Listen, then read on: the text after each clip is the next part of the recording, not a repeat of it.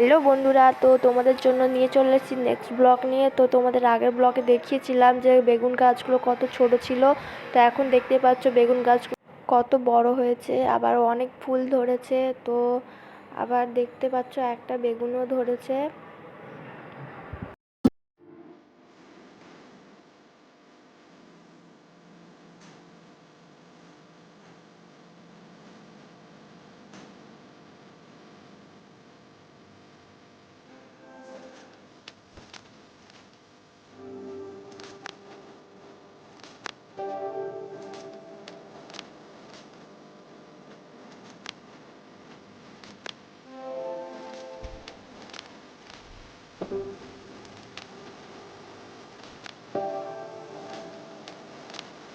তো এই দুটো বেগুন গাছ দেখতে পাচ্ছ, এই দুটো গাছ হচ্ছে ছোট, এখনো কিছু ফুল বা কিছু হয়নি।